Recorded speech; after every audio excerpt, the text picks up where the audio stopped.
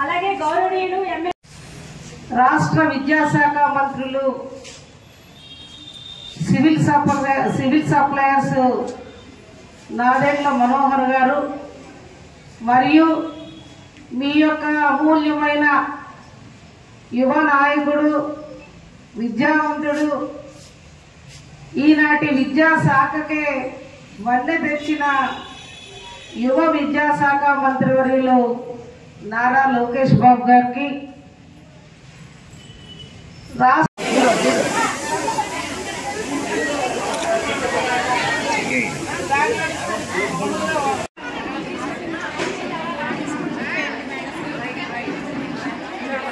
కృతజ్ఞతలు నమస్కారాలు తెలియజేస్తున్నాను. మన మండలానికి 60 పాఠశాలకి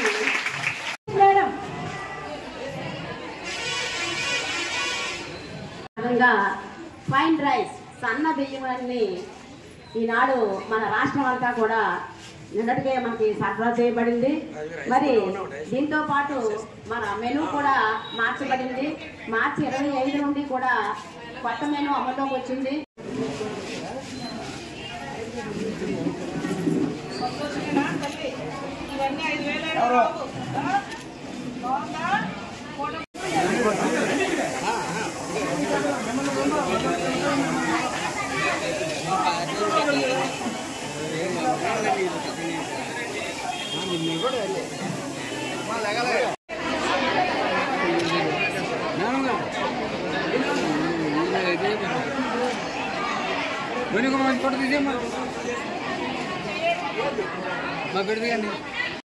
పెట్టడం జరుగుతుంది. కాబట్టి విద్యార్థులు మరింత ఎక్కువ స్థాయిలో అందరూ భోజనం చేస్తారనే ఉద్దేశంతో ఈ ప్రతిష్టాత్మకంగా మన ప్రభుత్వం వారు ఉద్దేశించి ఈ కార్యక్రమాన్ని ఇనాగ్రేట్ చేసి విద్యార్థులకి ఉచిత బస్ సౌకర్యం పాసులు కూడా ఇవాళ మేము మొదలు పెట్టేశాం. అప్పుడే మనం ఇవాళ ఏదైతే గవర్నమెంట్ నేను విశాఖపట్నంలో బాలికల కమలానేరు బాలికోన్నత పాఠశాలలో నేను కూడా ఆడపిల్లల స్కూల్లోనే చదువుకున్నాను.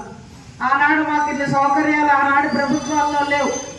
ఈనాడు చంద్రబాబు గారు వచ్చిన దగ్గర నుంచి ఇటువంటివన్నీ కూడా మరి లోకేష్ బాబు గారి వరకు పవన్ కళ్యాణ్ గారి వరకు ఇవాళ ఈ కార్యక్రమాలన్నీ కూడా శ్రీకారం చుడుతున్నారు. మీకేవైతే మీ కిట్కు సంబంధించి సుమారు 5,000 పైన ఒక్కొక్క విద్యార్థికి ఇవాళ ఈ కిట్ కోసం ఖర్చు అవుతుందని కూడా క్వాలిటీ బుక్స్ అనేవి కూడా ఇవాళ పేపర్ చూస్తే ఎంతో క్వాలిటీతో ఉన్నాయి.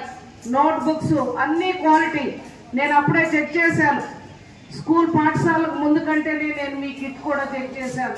మన విజయనగరం వచ్చేటప్పుడు ప్రభుత్వ పాఠశాలలన్నీ కూడా జూన్ 12వ తారీఖున ప్రారంభోత్సవంలో భాగంగా మన ప్రభుత్వం కూటమి ప్రభుత్వం మన విద్యార్థుల కోసం అనేక నూతన సంక్షేమానికి శ్రీకారం చుడుతూ విద్యా దీవెన ప్రారంభోత్సవంలో భాగంగా మరి మొట్టమొదట ఈ సంవత్సర బడ్జెట్లో మన ఎస్కోట నియోజకవర్గం ఎస్కోట మండలం ఎస్కోట గర్ల్స్ హై స్కూల్లో ప్రారంభించుకోవడం ఇది ఒక అదృష్టం అని చెప్పి కూటమి ప్రభుత్వానికి అభినందనలు ధన్యవాదాలు తెలియజేస్తూ గత ప్రభుత్వం కంటే కూడా క్వాలిటీగా మీకు బ్యాగులు ఉండాలి, యూనిఫామ్స్ ఉండాలి, అదేవిధంగా బుక్స్లో సిలబస్లో కూడా మార్పులు తీసుకొచ్చి మీకు ఏదైతే స్కూల్ స్టార్టింగ్ రోజుకే ప్రతి ప్రభుత్వ పాఠశాలకి కూడా మీకు సంబంధించిన ఈ విద్యా దీవెన కిట్ అనేది కూడా అన్ని చోట్లకు పంపించిన ఘనత కూటమి ప్రభుత్వానికి లోకేష్ బాబు గారిని చెప్పుకోక తప్పదు. మరి వాళ్ళు చూసాం ఇవాళ సర్వేపల్లి రాధాకృష్ణ గారి పేరున మీకు ఉచితంగా బ్యాగ్ అనేది ఎంత క్వాలిటీతో చూసారో తల్లి. గతం ఎన్నడూ లేని విధంగా ఈనాడు నూతన అధ్యాయానికి నాంది పలుకుతూ ఇవాళ మన యువ నాయకుడైన లోకేష్ బాబు గారు మీ అందరిలో విద్యాశాఖలో నూతన అధ్యాయానికి లోకేష్ బాబు గారు నాంది పలికారు. నిన్నగాక మొన్న మీ అందరూ చూశారు. ఏదైతే ప్రభుత్వ పాఠశాలలో చదువుతున్న చిన్నారులు 10th కానీ ఇంటర్మీడియట్కి కానీ ఫస్ట్ క్లాస్ వచ్చిన స్టూడెంట్స్ని గుర్తించి రాష్ట్ర వ్యాప్తంగా కూడా షైనింగ్ స్టార్స్ అని చెప్పి ఉచితంగా 20,000 రూపాయలు చెక్కులు కూడా అందించిన ఘనత ఈ కూటమి ప్రభుత్వాన్ని చెప్పి మనమంతా ఒక ఆలోచించాలి. ఇవాళ ఆరోగ్యం మానవ జీవితానికి ఎంత ముఖ్యమో విద్య అనేది కూడా అంతే విలువైనది, ముఖ్యమైనది. ప్రతి ఒక్క తల్లిదండ్రులు కూడా మా పిల్లల్ని మీరు చదువుకునే వరకు కూడా చదివించడానికి ప్రోత్సహిస్తున్నాం. అలాగే ఇవాళ కూటమి ప్రభుత్వం కూడా ప్రోత్సహిస్తుంది. ఇప్పటికే పాఠశాలలకి స్టార్స్ కూడా లోకేష్ బాబు గారు పెట్టడం జరిగింది. ఏ స్కూల్ అయితే పోటీతత్వంతో విద్యలో ముందుంటుందో ఆ స్కూల్కి కూడా ఇవాళ స్టార్స్ ఇచ్చి ప్రాధాన్యత ఇస్తున్నారు. నూతన భవనాలు ఇస్తున్నారు. అలాగే మీకు కావలసిన మౌలిక వసతులు కల్పిస్తున్నారు.